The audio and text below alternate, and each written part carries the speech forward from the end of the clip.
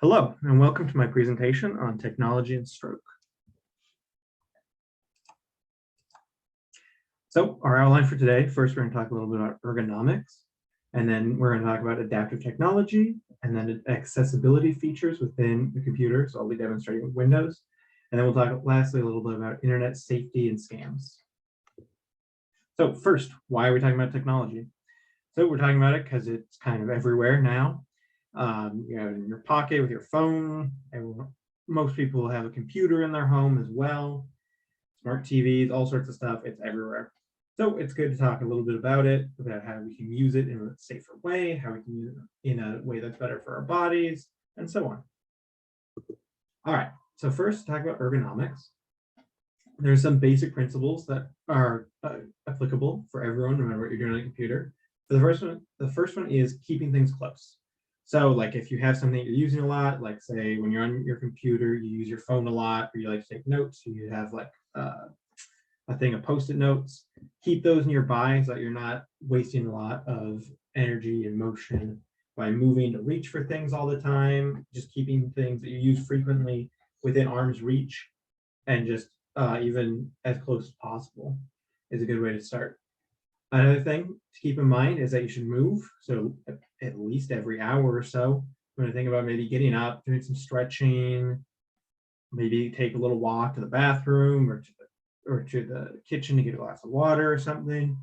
Just ways that when you're doing something like using your computer, where you're not too stationary for too long, because that can be bad for you. Another one that most people don't think about is don't type too hard.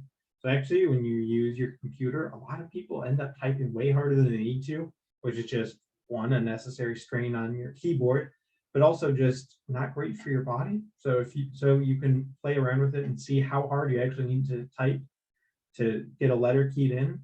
Probably a lot less force than you've been using. So just another thing to keep in mind as you're doing it. Another one is that laptops are maybe not the best ergonomic device for you to be using if you're going to be using them long term, just because they keep everything so much closer that your hands are going to be very close together when you're typing, and also the trackpad on them isn't really at the best spot for your hands to use without hurting them. So then there's these two diagrams here on the screen. One on the bottom left I'll talk about first.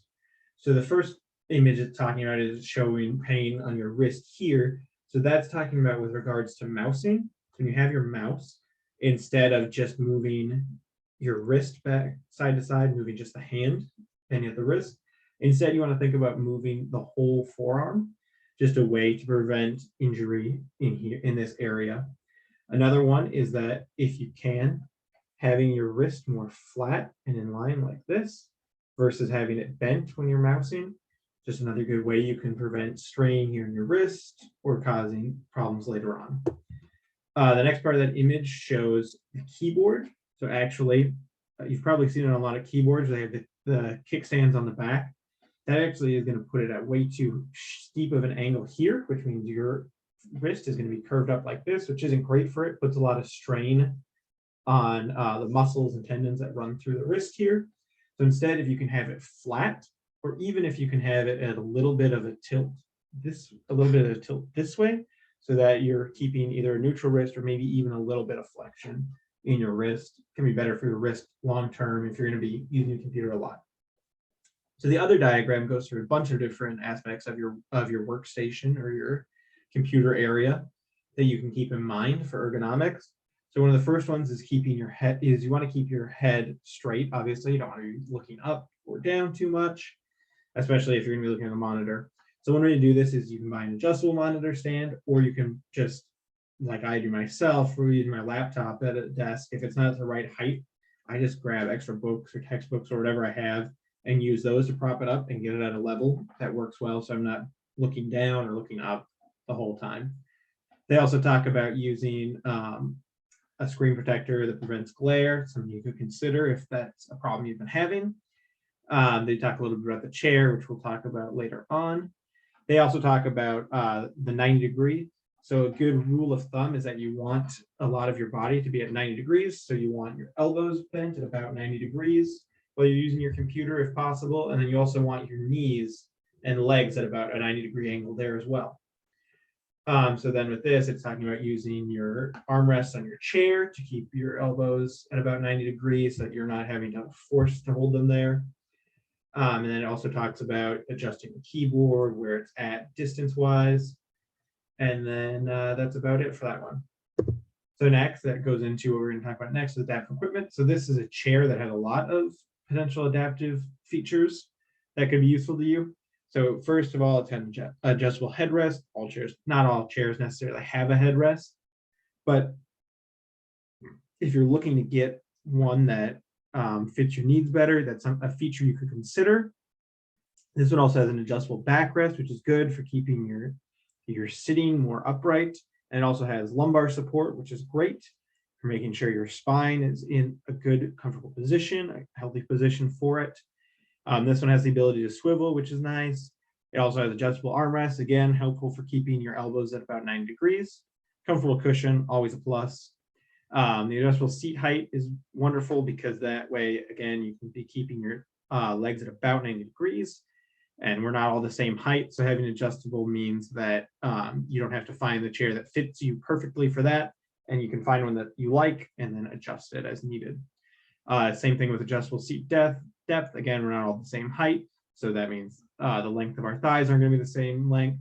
So if that's something that you have trouble with, a chair that has an adjustable depth to it could be something to look into in order to keep you in a better ergonomic position. So next, I'm going to talk a little about keyboards as a piece of adaptive equipment that you can find. So most of these you can find on Amazon, or you can find through medical specialty shops or like arthritis companies online. Lots of different places you can find them. And these are just a couple of the different options that are out there. So the first one is a split keyboard. At my last fieldwork, there was a patient who had shoulder issues who got a split keyboard, absolutely loved it because it allowed her to keep both her hands more apart and keep her shoulders in a more neutral position instead of being closer in with her hands. So then she could keep each hand separately at the spot where it was comfortable for her, and she wasn't constantly just dislocating her shoulders and stuff. Just an option. Contoured keyboard is a little similar to a split keyboard. It has a little more curve to it. Again, it has all the standard keys, but then split in half, the ones you through the left and right. Except this one, instead of having a more adjustable distance like a split keyboard will have, this one it's set where it's at, but then it's more contoured to your hands as well. Some people might be interested in a handheld keyboard. This is something that you can use. You use it more with your thumbs instead, which means if you have problems with like CMC arthritis, it might not be the best option, but it's another way that you could consider for typing that doesn't require so much finger motion and more about thumbs. It's also a little more portable. It's shaped like a video game controller almost. So another option is a mini keyboard. If you have trouble reaching across the keyboard, or if you're using just one hand, it might be a better option. So it's just a little more compact, and everything's a little more, the keys are a little smaller, but everything's a little closer together than a standard keyboard. And then another really cool option is a keyless keyboard. So this, as the name suggests, doesn't have any actual keys that you hit. Instead, you use those dials to dial in different letters and numbers and symbols and stuff. So it's just a little different. It's great for people who aren't able to get that motion of typing. Just another way for them to do it. Something to consider if that's an issue for you. So next we're talking about ergonomic mice. So the first one is just a standard ergonomic mouse. It's actually pretty much what I have here. This one's wireless, doesn't necessarily have to be wireless. They come in wired or wireless forms. They're pretty common nowadays versus traditional mice. You can find them a lot of places, technology store, like a place like Micro Center will probably have them, or Amazon or other online retailers. You should be able to find something like this. So with this, it just is shaped a little bit better to fit in your hand. It keeps, again, your wrist at a more neutral position and so on. So the vertical mouse, it does a lot of the same things. It shapes your hand nice, except it's turned, so then that actually keeps your forearm in a more neutral position rather than having you palms down or even palms up to use the mouse. It keeps that aspect of your wrist also in a neutral position. These again are pretty widely available nowadays. This one is showing a wired one, but obviously they come in wireless as well. Again, you can find them all over the place. They're pretty cool. If maybe you know someone who has one, you could try it out if it's something you're interested in doing. So the bottom left here is a trackpad mouse with the big red button. So this, instead of having to actually move the mouse itself, you control the cursor on the screen by using the trackpad. So the mouse itself doesn't necessarily have to move. And then you would click by actually pushing on the red ball there that rolls around in the groove that it's in. Another really cool option is a roll bar mouse. So that is the one that's shown in the bottom right. So actually, if you can see my mouse here, if you can see my mouse cursor, never mind, it's not showing up.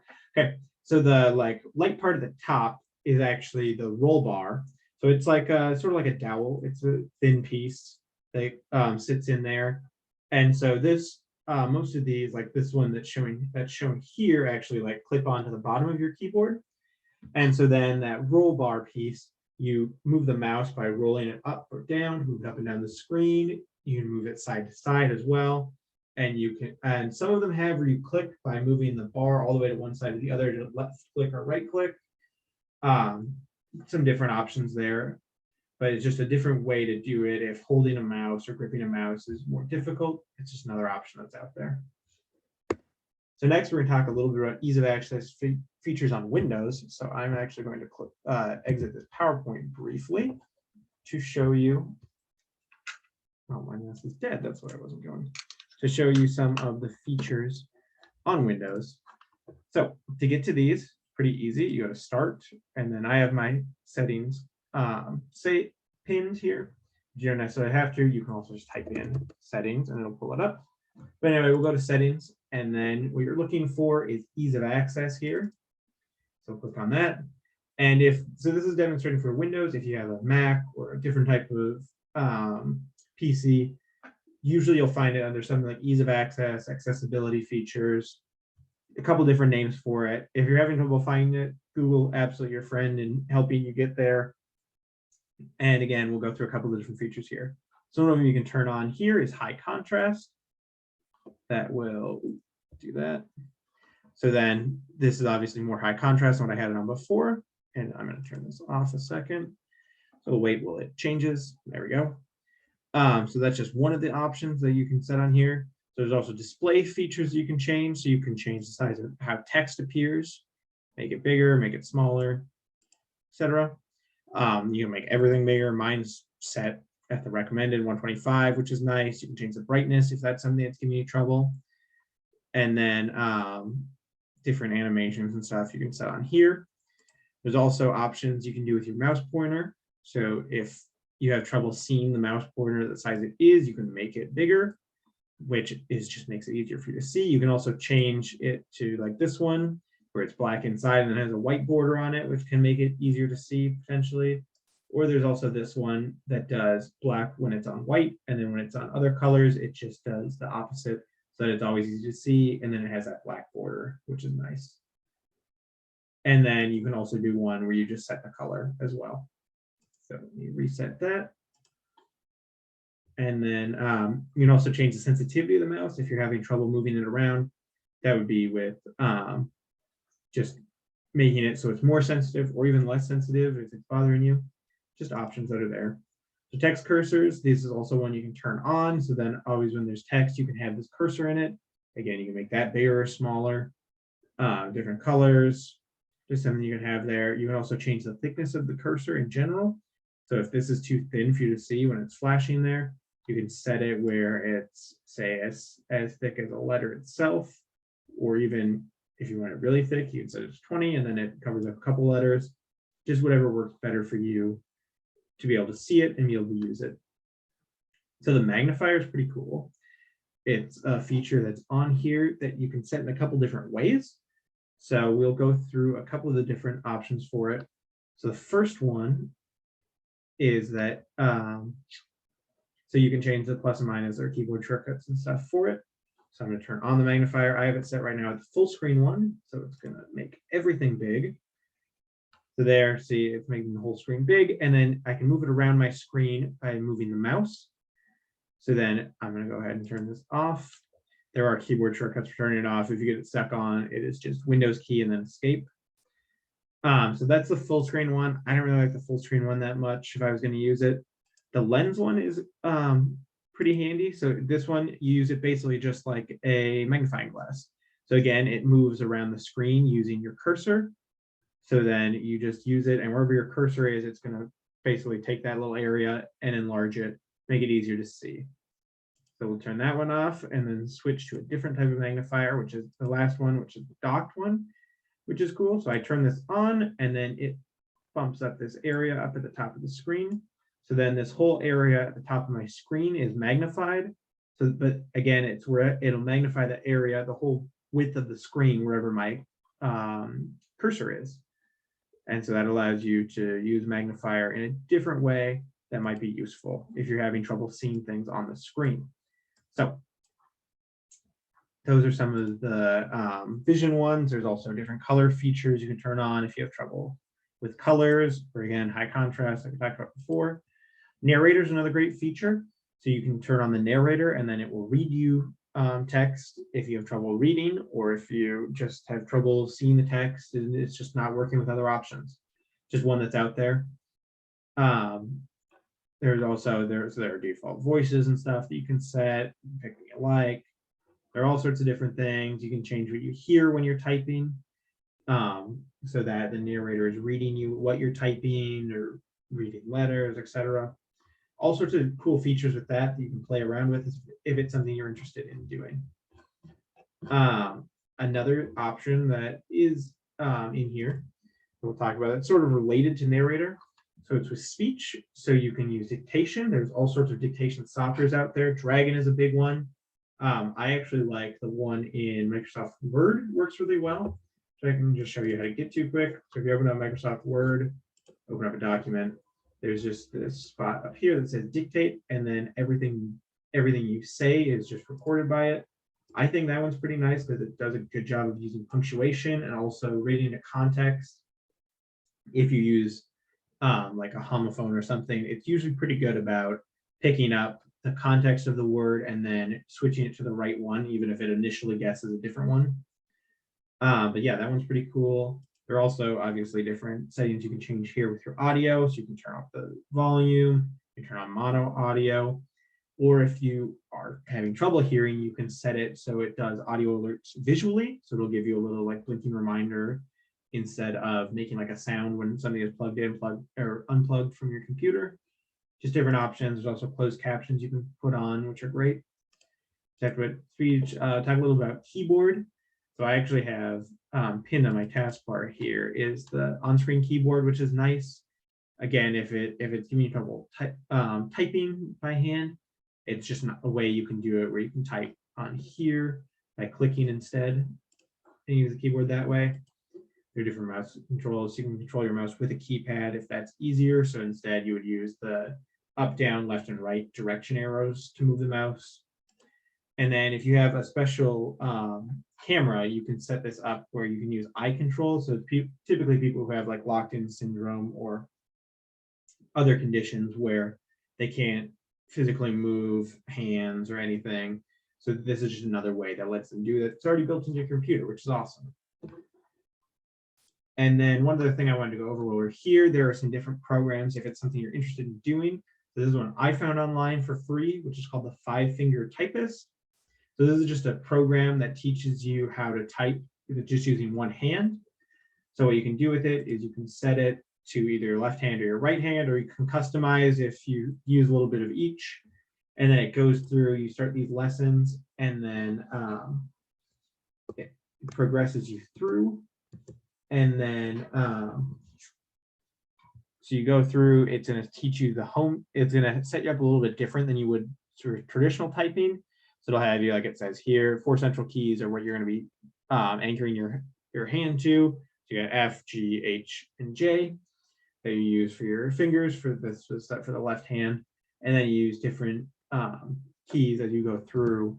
So you're going to do it a little different for setup, and then it just has these different lessons that help you learn how to get more experience with it and get more practice with using just this technique. Just a different way you can think about it if you have trouble using one of your hands, if you want to type and want to do it in a way that's a little better for you than doing just like the 1-finger hunting method for keyboarding. I'm going to open up my presentation again. We can move on to our last section. So our last one is about online scams.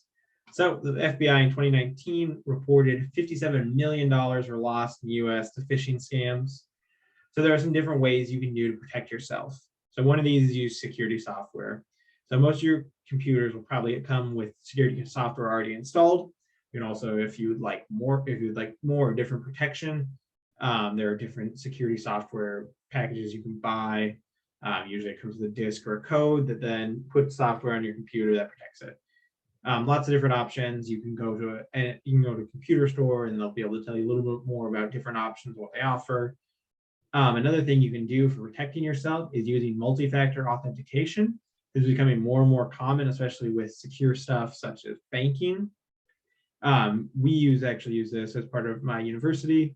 So every time I log into my school account on my computer, I have to first set it where it calls my phone, and then I have to answer it on my phone and hit a button, and then it okays me to sign in on my computer.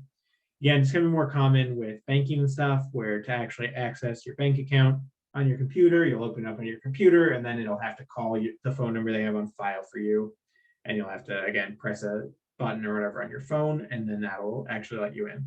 It's just a way that makes sure that you are the person who's logging in, because you have to have your phone with you and be able to answer it in order to actually progress.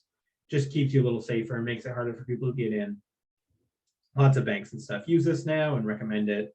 It's really nice. It gives you a little more peace of mind to actually access your account. Just something to help protect you. So one of the things is a question that is what to do if you suspect that something's scam. So one of the first questions you should ask yourself if you get a weird email or a text or something from a company and you're a little unsure about it, the first thing to think about is, do I have an account with the company or know the person that contacted me? So for example, if you got an email from Sam's Club and you have never been a member at Sam's Club, don't have an account with them or anything, maybe be a little suspicious about it because it could be a scam. So maybe either don't open it, or if you already have, maybe look for some different signs we'll talk about in a minute here of what it could have that might make it a scam. If you do have an account with them, go and access it in a way that uses information that you know is real. So if you get a text from your bank, or that you think is from your bank, that's telling you to do something with your account, best thing you can do is not do any links that they've sent you. Instead, go on your computer and just go to their website that way instead of clicking on a link or anything. Go to it in a way that you know for sure will take you to the real place, or they'll use a real phone number for your bank that you have. Just access it in a way that you know is legit, and then should keep you safe that way. And if you do decide that you're pretty sure it's a scam, what you can actually do is report it. So both the FBI and the Federal Trade Commission have task force that work on scams. They're really big about finding these guys and shutting it down as fast as possible. They want to protect people. They want to stop these people from doing this type of thing. So again, just an option that's out there. There are all sorts of resources on both the FBI website and the FTC website that you can find by Googling that tell you about how to report things and different protections they have for you. Also, you'll want to report it to your bank if you think you've been involved in a scam, because banks are really good nowadays about shutting down transactions, canceling things, and also trying to get your money back if they can, because obviously they want to keep you, their customer, happy. There's lots more protections out there now about things like this that you can be aware of, and you can totally look into more if that's something that you're worried about or interested in learning more about. So now we're going to go through some different examples. So these are different types of scams that you might run into, especially, so these are all more email or text-based ones. Obviously, I'm sure lots of us nowadays get calls about car warranties and court cases and all sorts of stuff that are scams. But this is more talking about these specific ones and different ways that you can recognize it as a scam. So with this first one, the top text is a real text from your bank, and then the bottom one is a scam. So we'll talk through here some different features that you can tell to see how you can identify this as a scam. So the first point is that it's coming from your bank, because they actually have all sorts of stuff now that they can use to send a text from your bank's number, so it looks more legit, because it makes them seem more believable, even though this bottom text is a scam and is coming from a malicious source. So it's able to come from the bank's number, so it looks a little more legit. So if you look at this, that first text that is from your bank, you can see it has some different features that make it more obvious that it is a legitimate text from your bank. So first of all, it's not giving you a link or anything, and it's telling you all information that you already know. So it's not asking for your credit card number. It's saying, hey, we know you have this credit card with us. Here's part of the number so that you and I are on the same page of which credit card we're talking about, which statement. It doesn't have information. They're not trying to get you to log into something through a link. It tells you to use their app or use their website to log in and view it. It's not trying to take you somewhere else from this. It's telling you to go somewhere else, but to do it and find it on your own instead of providing a link like is in the second one. So with the second one, there are a couple of features that make it likely that make it clear that it's a scam. So one is obviously the link that they're trying to get you to go to. So actually within the link, there's another clue. So if you look at the beginning of the link where it says http ... So typically when you use a website, that's a pretty common intro for it, except usually what you're going to see when you're using Amazon, or especially when you're using your bank, it's going to say HTTPS. The S is for secure. It means that it's running through an encryption, and it makes sure that the site is more safe. So this one doesn't have the S, which means it is not a secured site, and it makes it more likely that it is a fake site that's trying to get information from you. It's also, if you read the first line of it, it says your account has been suspended and requires verification. It's trying to create a sense of panic in you, a sense of urgency. It's trying to worry you and pressure you in a way into doing that link right away. Because if you're worried that it's suspended, you're going to be more likely to click on that link. You're going to be more likely to make mistakes that you wouldn't if it just says, go look at your bank account information here.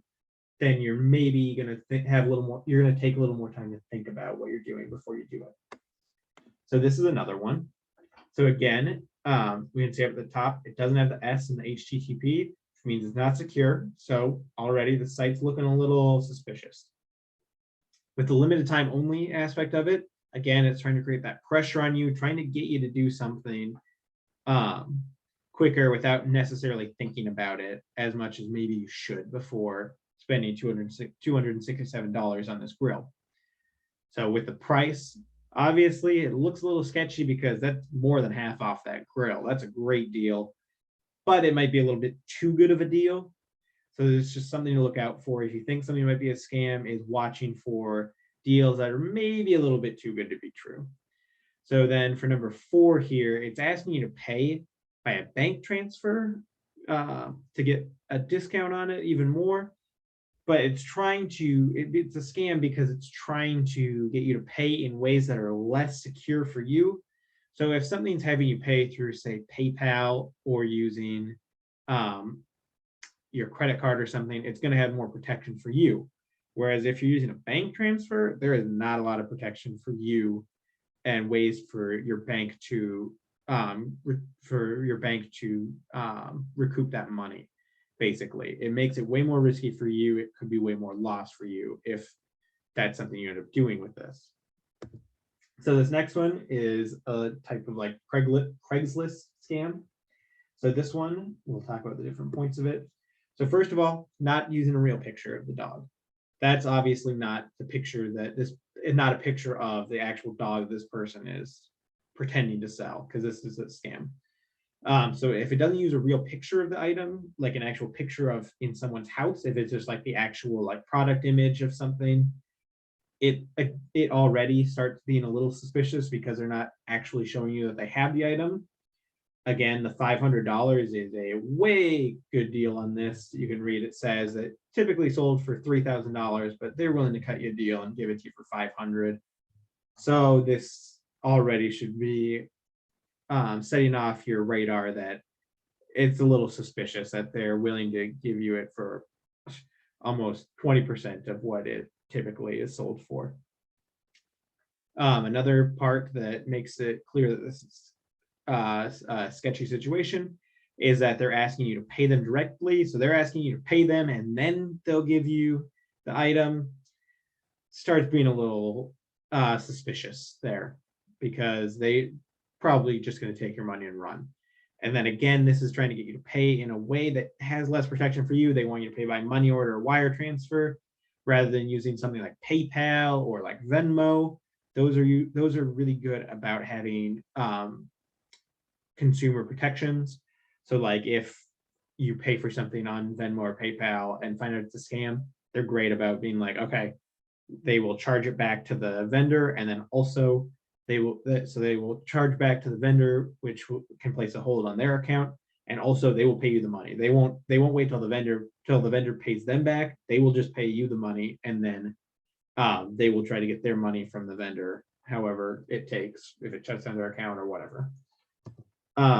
So this one is another one. This would be, you might get a fake Amazon email that looks like this.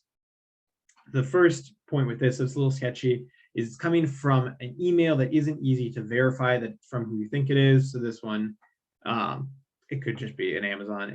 They'll use just like a generic account that makes it hard to determine if it's real or if it's fake. So with this one, it's saying failed delivery now. They want you to click on this link to redeem it.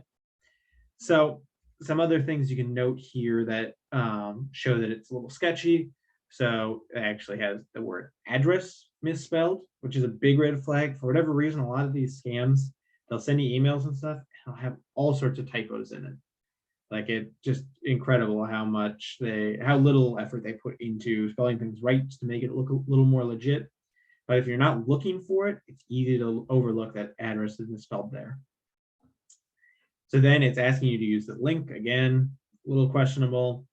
And they want you to update their details. It's not really telling you anything that you know. So if you happen to get this and you did have a package that was supposed to be coming, typically Amazon or whoever will give you a little of information to let you know that it's legit, because they might tell you what item it was that you ordered. And so this is trying to get your address, trying to get your information. If you click on this link, it's probably going to be a not secure site. It's going to be something that's going to steal all your information from that site. And then with 5 here, it's trying to create that pressure again, because it's threatening to give you holding fees if you don't do it right now. So it's trying to give you less time to think and put you on the clock, and trying to trick you into making a mistake by rushing into it too quickly to avoid this fee and stuff. So this is one that you might get. So again, right away at the top, we can see that it was sent on a late afternoon on a Friday. So it's trying to, again, create that pressure, create that timeline, because it's coming in late. So they want you to do something. And this might be an email if you're working somewhere you could get, where it's trying to create this urgency. And again, so it even says urgent in the subject line. It's trying to get you to pressure into doing this. So this, with 3 here, what they might be doing is they're using a real company name or something, but they might have changed the account number here so that it's going to their account instead of the company account. Again, it's creating pressure with the 1. They won't deliver on time with 2. It's saying that I'll be in a meeting all day, trying to get you to not actually contact this person to verify anything. They want to create this pressure, this timeline. And then with 1, if you look at the email address, it looks pretty normal, except for this I here actually has that accent over it. So it's not actually coming from who you think it is. There's just that 1 letter different, but it looks close enough where if you looked at it quick, you might not notice that it's not the real email. Again, this is just, they're trying to get information from you. They're trying to get you to route money to their account. And they're trying to do that in a way that makes it easier for them to get stuff out without having to worry about PayPal or your bank coming back at them. So another thing I wanted to bring up that we talked about when I gave this presentation at Mission was that talking about using credit cards for things versus debit cards. Because with a credit card, it's not your money until you pay it off. It's not your money, which means the bank has a lot of protections where if your credit card is stolen and is started to use for stuff, they can get that money back to you, usually pretty easily. Whereas if it's a debit card that gets stolen, it is a lot harder to get your money back because it's using your money. which means that they can absolutely drain your account or do all sorts of stuff a lot easier. So just, if you can, working on using a credit card more often than debit card just offers you way more protection for online stuff. But even they can steal your credit card information from like a gas station, like paying at the pump. They put little things on there and stuff that pick out numbers. So just using your credit card when you can just offers you more protection. So that is about all I have for you. If you have any questions, please feel free to reach out to me at the American Stroke Foundation, or talk to anyone, any of the other students or staff at ASF, and they should be able to answer your questions and try to help you with whatever issues you're having. All right, thank you so much for listening. I have my resources and stuff here that I used to make it. Thank you very much.